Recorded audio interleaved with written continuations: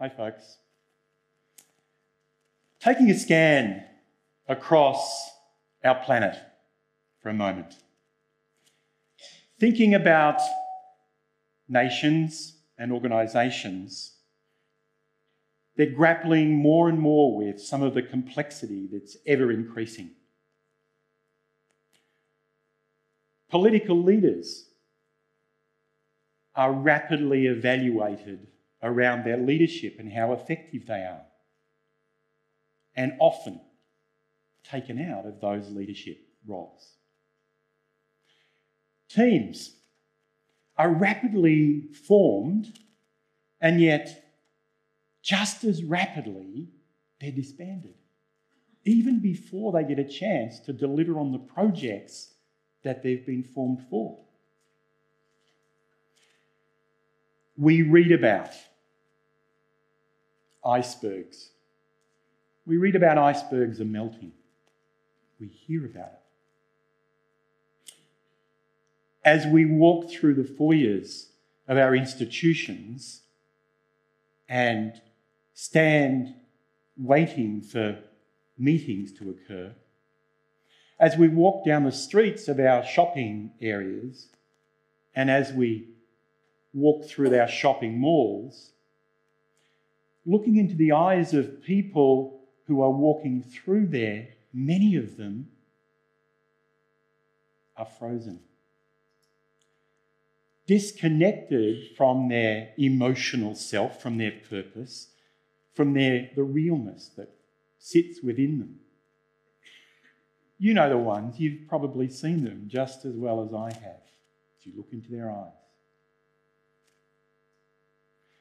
It's time to flick the switch on electrical leadership. The power towers, you know the ones that you see as you drive out of Lawn, up peppering the landscape, that lift up to the hills and take the power to the cities. Those power towers standing like the Colossus of Rhodes. You can't miss them. They're there. They're really present. Deeply, strongly cemented to the core foundation of Earth. Standing,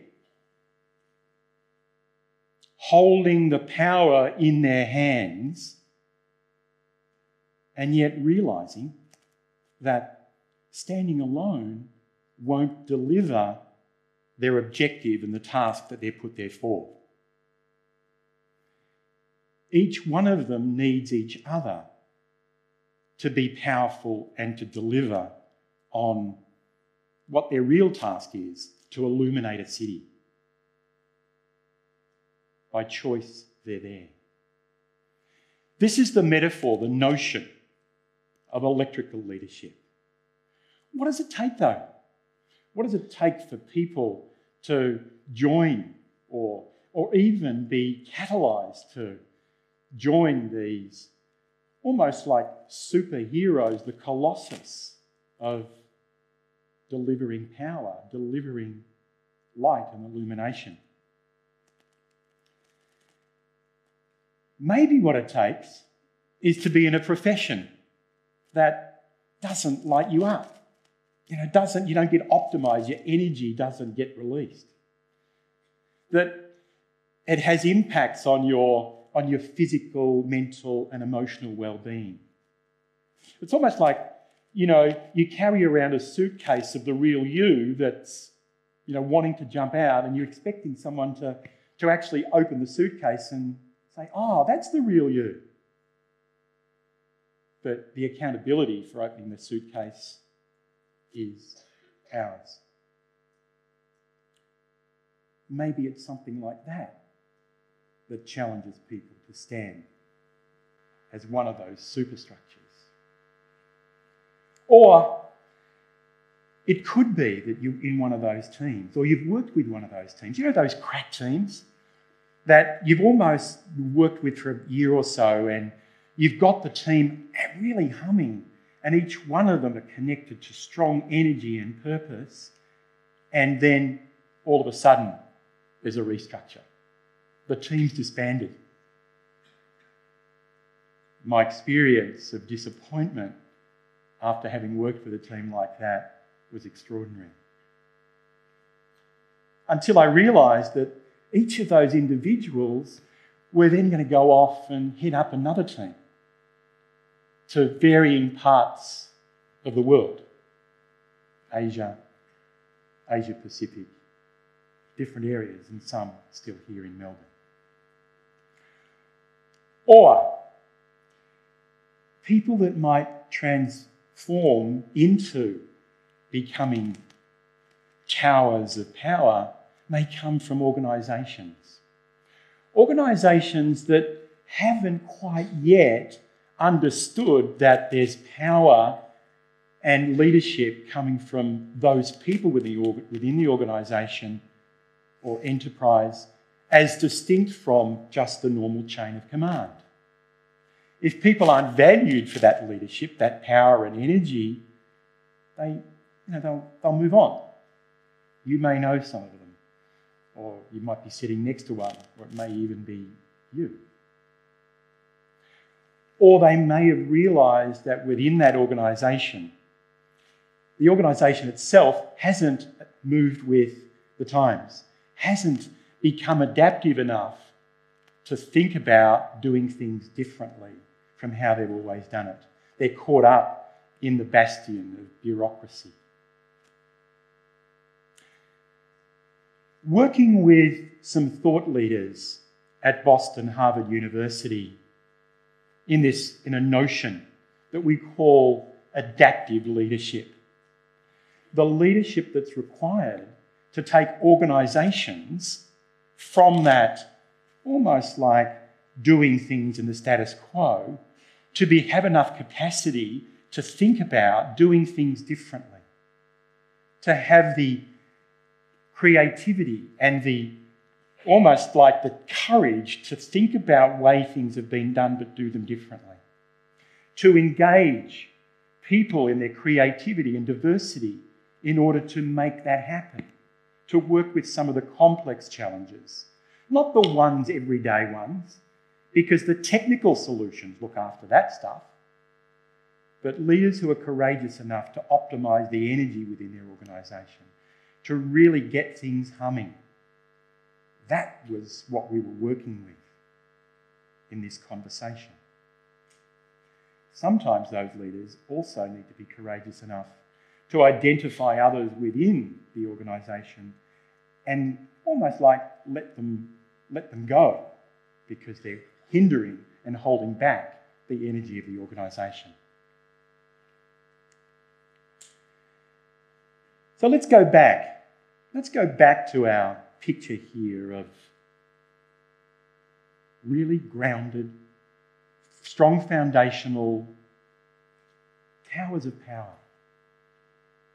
Draw the analogy to leaders who are really connected to their core purpose. They have something that they want to change. They see challenges out there and they realise that to solve those problems, it's not going to be a technical solution. It's not going to be something that one person can do on their own. The dispersion of the power across the organisation or the enterprise, the team, is so important to unleash the creativity and the energy. Otherwise, nothing's going to change. They're serving the purpose and the overall intent of the group that comes together, just like these strong colossuses of roads. Individually, they have no value, but collectively they deliver enough energy and voltage to light a city, to be that connected to core purpose, to make choices that are sometimes tough, to say, we're not mobilising enough creativity here. We need to be able to let go of some of the, almost like the drainers of energy that are taking away the ability to be able to deliver on some of these complex issues that we're facing into.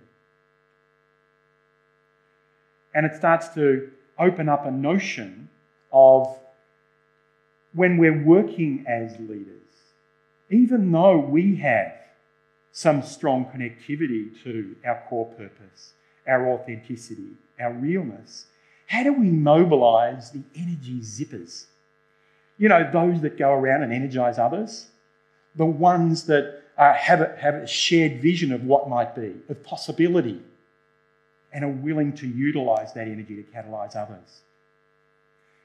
You know, we think about the Steve Jobs, those that we can really relate to who have been catalysts for change, have seen the challenges, seen the problems, and are willing to make a difference.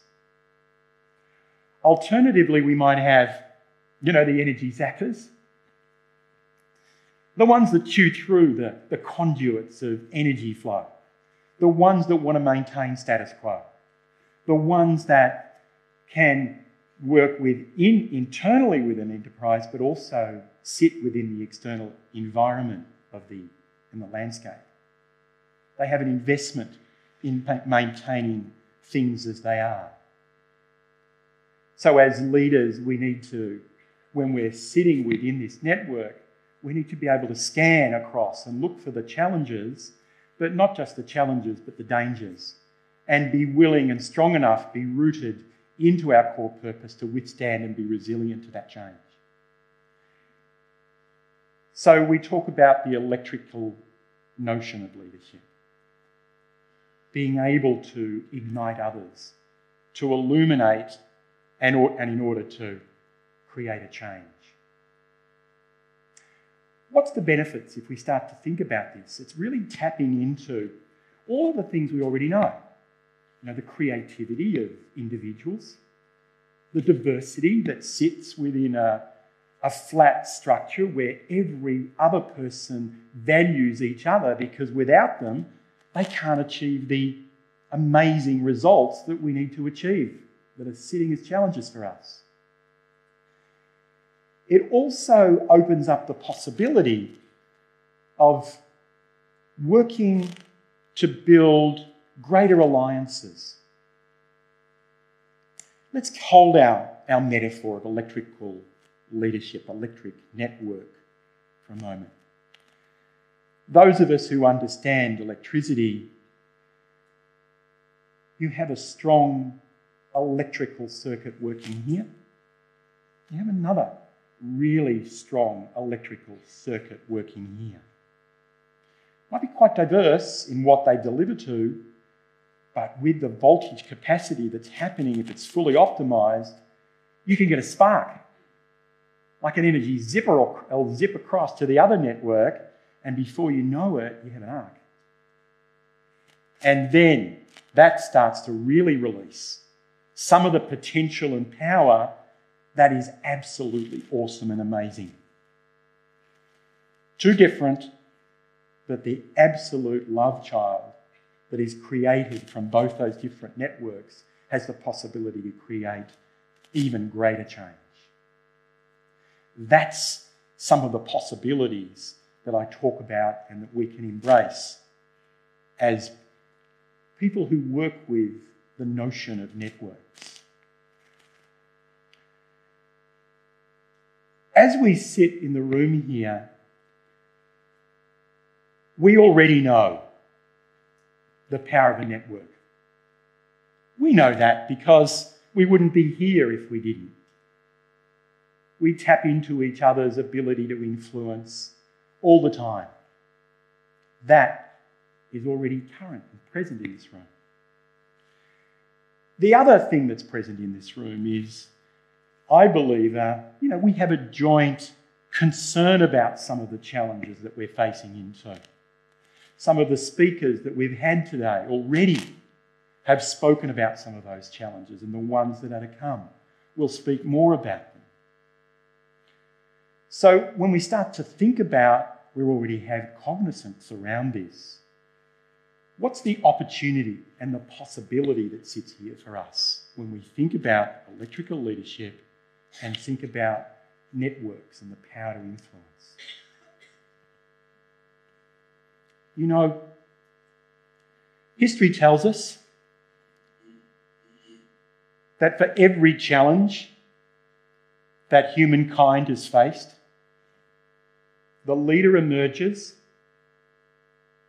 to create the change that's necessary. Winston Churchill, John F. Kennedy.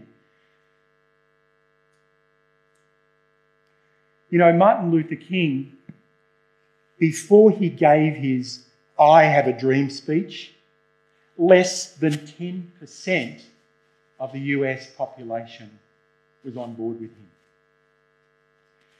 And yet what we know is that for some of the challenges that we're facing into, there's agreement about the challenges, but there's a thought about, well, what are we going to do about it? Imagine Mahatma Gandhi and the power that he would have had to influence those around him if he'd have had that power of networking to change some of the complex challenges that he was facing into. We have it at our fingertips. We have the technology, we have the desire, we have the challenges.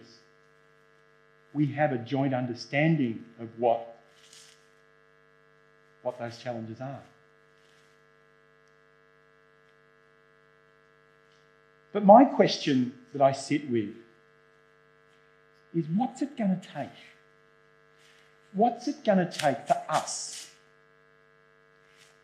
to connect to our own core purpose, the thing that really challenges us, the thing that we want to make a difference towards, the complexity, whether it's in the community, whether it's in organisational life, whether it's in the teams, whether it's in our individual relationships. How do we make that difference? What are we waiting for? I believe the ones that we've been waiting for is us.